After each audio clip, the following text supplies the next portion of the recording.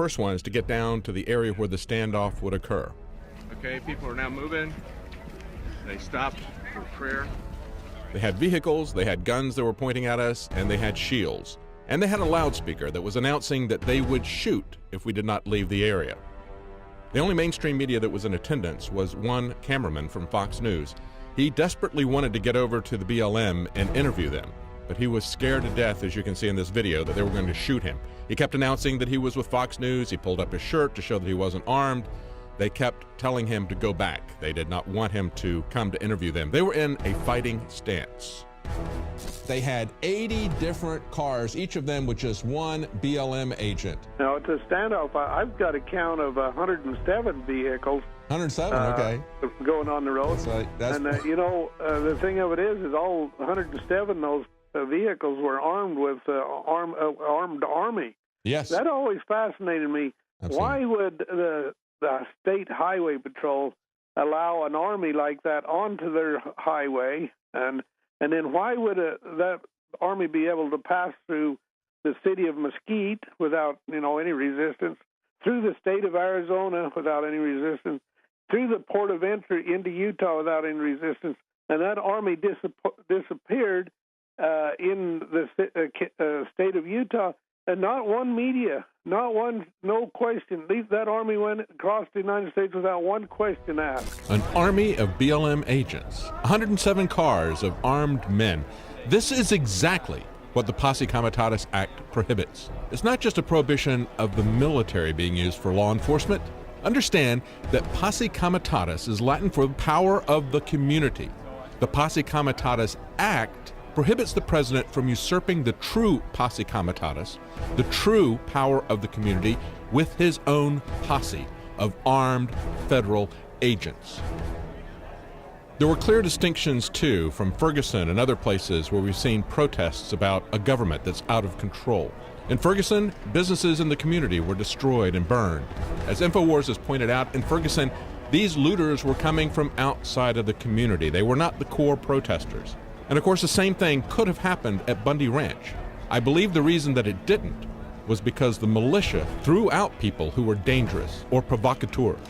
People like Jared Miller, who later shot 2 cops in Vegas. But rather than give the militia credit for expelling people like Jared Miller, the media used it to demonize them. Another difference about the Bundy Ranch was that there was a clear, achievable objective. The people were peaceful, but they were determined.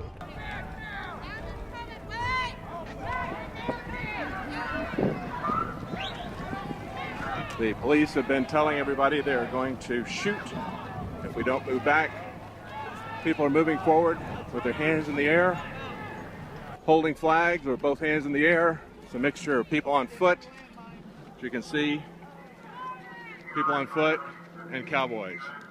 They decided they're going to pull those pins, but it's only going to be Bundy and his son. No, That's it. It's the people or not, and you guys need to leave. Okay. You need to leave. That's the and I'm telling you, you need to de-escalate the situation. No, I'm you need imploring to upon you responsibility to This is de-escalate. how you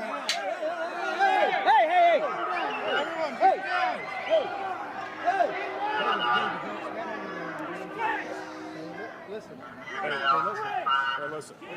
You are on Nevada State property. Okay, And it's time for you. No, There's a the time time is discussion. now. We're doing that. No, the but time you need is to push now. these people back so they can do it safely. Push them back so they can do it You safely. leave. Cattle are coming in 30 minutes, but we're staying here until they're gone.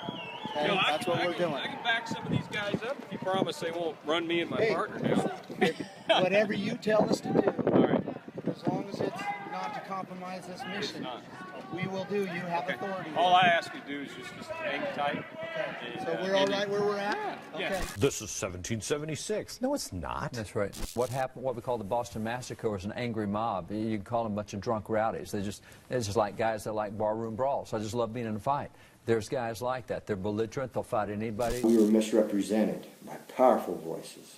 So these people who hold themselves out to be patriots are not. They're nothing more than domestic terrorists. We rode over there. We didn't come charging, guns a-blazing. We were not armed. There were a couple of cowboys that had rifles in their boots, their saddle boots. There was 1 or 2 riders that may have had a sidearm on their their persons. None of them drew them from their scabbards, from the boots. I know Glenn Beck wasn't there, but he can see from the videos taken by the people who were there that nearly all of the people at the standoff were not armed, and those that were had them holstered, even as the bureaucrats, all of whom were armed, pointed weapons and threatened to shoot. People with no guns in their hands, marching in defiance to troops threatening to shoot them. That was in the spirit of Gandhi and Martin Luther King. But let us not forget that it was Gandhi who said, among the many misdeeds of British rule in India, history will look upon the act of depriving a whole nation of arms as the blackest. Whether or not you agree with Cliven Bundy's position on his grazing rights, everyone should be appalled at the conduct of the BLM, its agents, and its hired contractors. Free speech containment areas, government snipers pointed at protesters and ranchers for weeks, violent, brutal confrontations with peaceful protesters, all manifestations of a government that is dangerously out of control. The Bundy standoff wasn't just a news event. What we saw with the showdown was that there are still Americans that won't be treated like slaves. There are still Americans that will stand with their neighbors against an army of federal bureaucrats and contractors that threaten and brutalize them. What we covered in the rural West was a government out of control and acting provocatively, as we would see again in just a couple of months in Ferguson. Unlike Ferguson, the crowd would not turn into a mob attacking its neighbors, burning their businesses.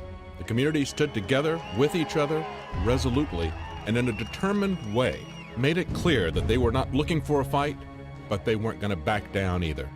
What the Bundy family and their neighbors demonstrated to the nation was that power truly lies with the community, and that when the community stands together, neighbor with neighbor, against a violent and brutal government, the thugs will back down and slink away. Unlike Glenn Beck and Obama, Thomas Jefferson would have approved of what happened at the Bundy Ranch standoff.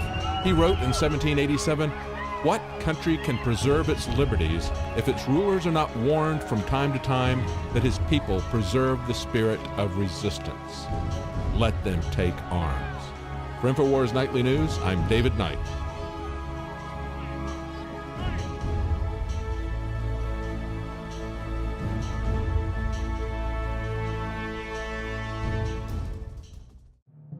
My name is Alex Jones. Most of you know me from my syndicated radio program and my documentary films, as well as INFOWARS Nightly News. When I got on air 20 years ago, I had discovered the globalist program, their plan to take over the world, and my focus went from running 6 miles every other day, swimming 2-3 miles a couple times a week, and lifting weights, to focusing on fighting the globalists. I've gone from 279 pounds all the way down to 235 pounds, and the weight's going off even faster. Super Male Vitality, Survival Shield X2 Nascent Iodine, and Oxy Powder. Those 3 products of the entire family of InfoWarsLife.com products are the most important from my own personal experience.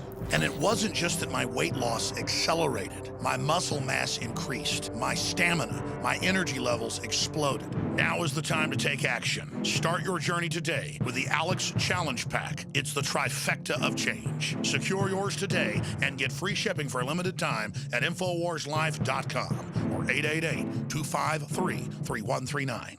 The knowledge of the ancients, tried and true, trusted herbs and extracts fused with the latest nutraceutical science. Introducing the all-new Ancient Defense Herbal Immunity Blend, crafted with over 14 key ancient herbs and extracts to supercharge and prepare your body for what experts admit is the most dangerous season of the year. We have rejected hundreds of other formulations in our quest to bring you what is simply the most powerful and comprehensive proprietary formula that we have ever created in the realm of herbal immunity. For the last 2 years, our team has been working with top doctors, nutritionists, and chemists to develop the ultimate nutraceutical formulation. Experience the benefits of combining over 14 ancient herbs and extracts with exciting new advances in nutraceutical science. For a limited time, get 25% off on this introductory offer. Visit ancientdefense.com or call 888-253-3139. ancientdefense.com.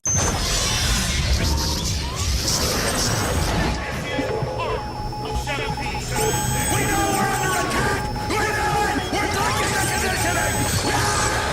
President Obama has made a symbolic gesture in support of the lesbian, gay, bisexual, and transgender agenda.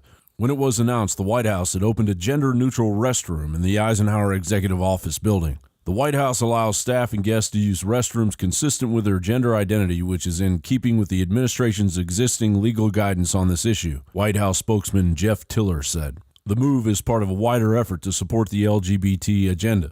On Wednesday, Obama signed an unconstitutional executive order banning companies that do business with the federal government from discriminating against LGBT staff. Obama has also demanded an end to psychiatric conversion therapies designed to correct the sexual orientation of gay, lesbian, and transgender youth. Obama's executive order arrives as a number of states have moved to prevent transgender people from using restrooms based on their claimed sexuality. Legislation in Florida outlaws the use by transgender of bathrooms, locker rooms, and other sex-segregated facilities, except those designated for their gender at birth. Miami Republican Frank Artiles is proposing a one-sentence law titled Single-Sex Facilities.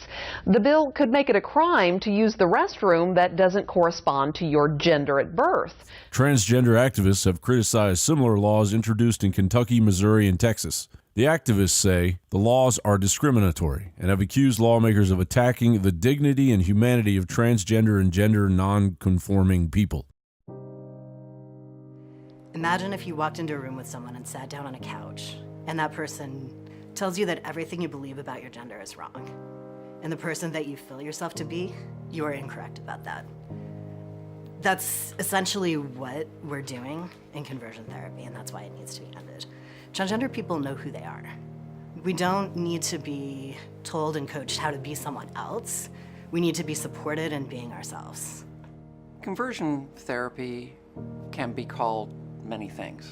We used to call things like this brainwashing or reprogramming. It's all about making people conform to the way things are.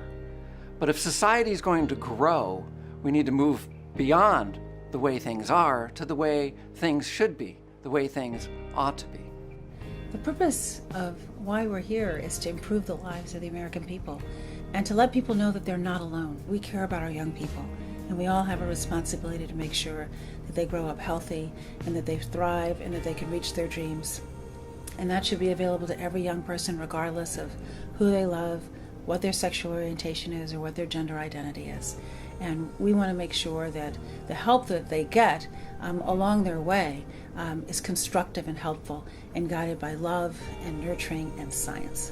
On the surface, putting a transgender bathroom near the White House may be the 21st century thing to do. However, President Obama signed an unconstitutional executive order that gives him massive leverage over sections of the economy that won't adhere to an estimated 0.3% of the U.S. population. And under Obama's watch, transgender sex education is being doled out to elementary school children, courtesy of the United Nations. The entire LGBT community makes up approximately 4% of the population of the United States, and President Obama wants to roll up his sleeves and take uncompromising state governments head on. Meanwhile, you can throw a dart in any direction and hit a major global crisis. John Bound for INFOWARS.com.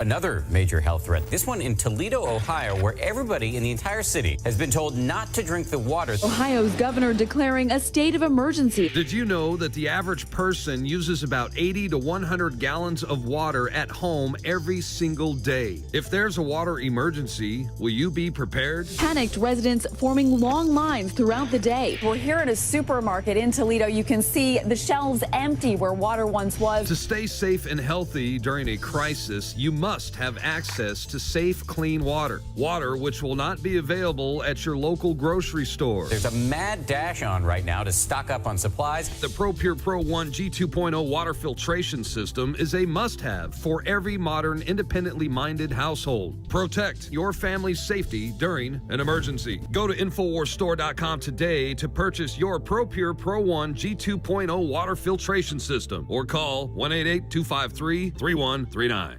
InfoWars Life and InfoWarsLife.com is extremely excited to announce our latest release, Winter Sun, a revolutionary type of vitamin D3. Winter Sun is a premium quality vitamin D3